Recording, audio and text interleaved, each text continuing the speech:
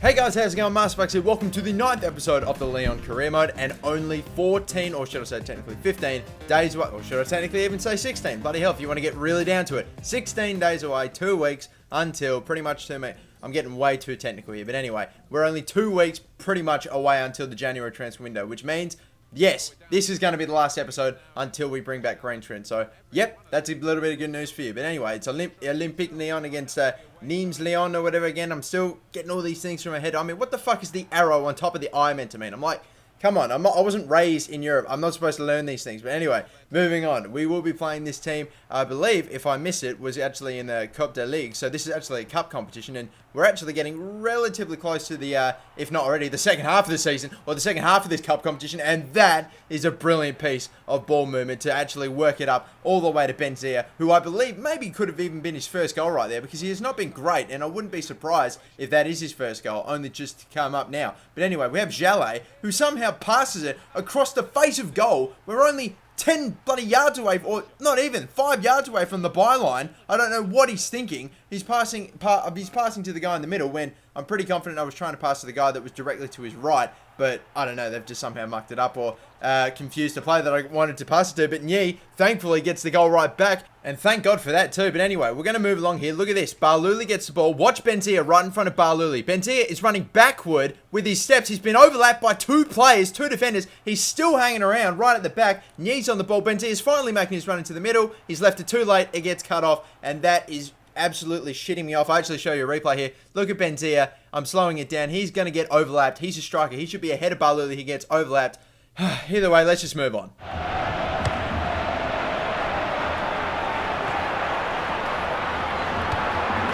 In with a chance with this goal.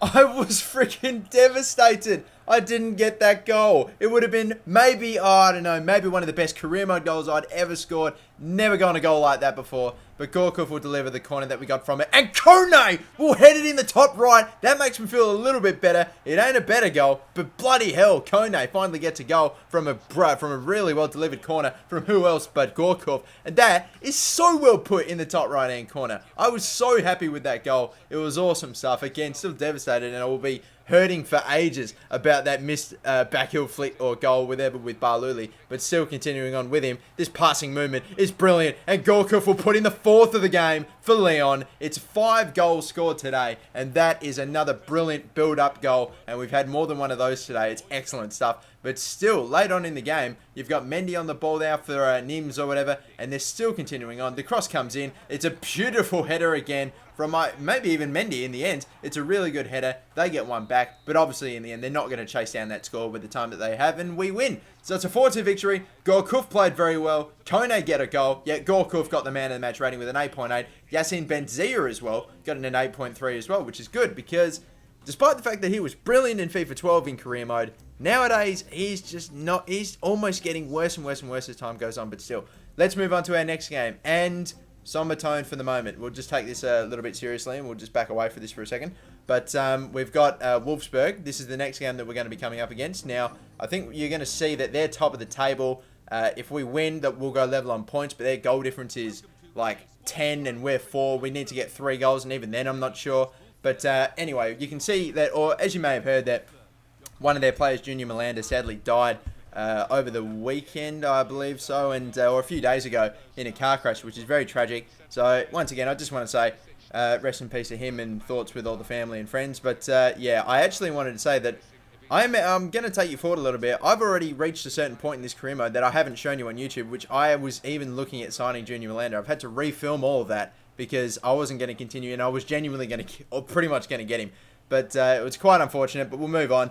Let's just get on with the career mode. As per usual, we've got Grenier taking a free kick and scoring a free kick from a distance and a tight angle. Gorkov is not the one that takes this free kick, but look how he just curls it. It goes around the wall, bends back in. Keeper Benaglio can't stop it. It's a brilliant little free kick, and it's nice to know that Grenier can put in a few free kicks as well. They've got similar stats, but it's yeah, it's good to see. But anyway, the shot coming in from Gustavo was actually deflected. It fell to De Bruyne, who was taken the hell out by my goalkeeper, but thankfully he was offside already, because if he was onside, that surely is a penalty. But still, moving on, Fofana with more brilliant play. Bendia, he'll shoot. No, he'll pass to Grenier, who will get his second goal of the game. A brace in just over half an hour. He's having a brilliant game. Grenier, he's not been amazing this season, but he's putting in a performance so far today. And still continuing on. Gonalons will chase this one down. Fake shot around his man. Have a shot. Get blocked again. Cleared again. Tuliso underneath it. Trying to win the header. Can't make it happen. It falls to Henry. Berdimo from distance. That was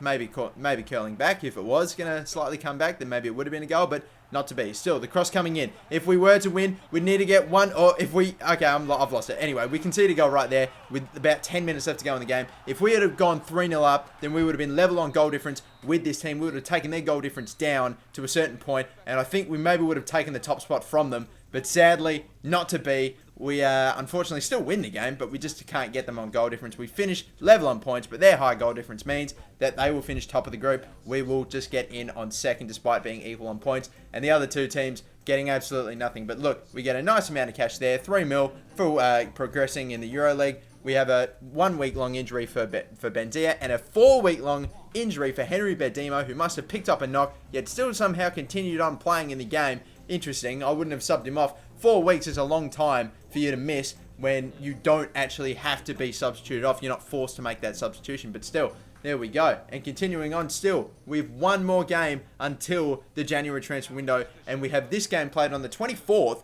and not another game played until about a week or so into the January transfer window. A 2 week long break coming up. Brilliant stuff there.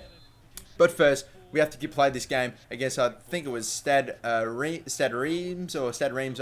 Again, still certain pronunciations. I'm still picking it up. But Nous combining with Fekir and Lacazette playing in this game with a little bridge kick. Gets past one of his defenders, has a bit of space to shoot. It's saved by the keeper. And then a follow-up effort from a really tight angle. Defenders in front, and it was going wide anyway, still sadly enough. And the cross coming in, it's chested by Umtiti, who goes there clear. That's a horrible clearance. Kone taking a touch for some reason, allows the striker to have a shot, comes off of the post, goes in. That's a bit unfortunate. Not unfortunate, really. Why is Kone taking a touch there when he just needs to clear the hell out of there? Nye going past defenders with his pace. They go for a slide tackle in, try to stop him, take him out. Gorkov, the chance is made, and the chance is actually not taken. Amazing. There's been, what, 2 free kicks in this game so far. Gorkov from distance, he made it. And, not Gorkov, Grenier from distance and made it. And then Gorkov with an even easier chance, didn't make it happen. Lacazette with a stunner. A really good, powerful hit in the top right-hand corner. Watch this, nearly hitting the leg of the defender. But that is a stunning hit.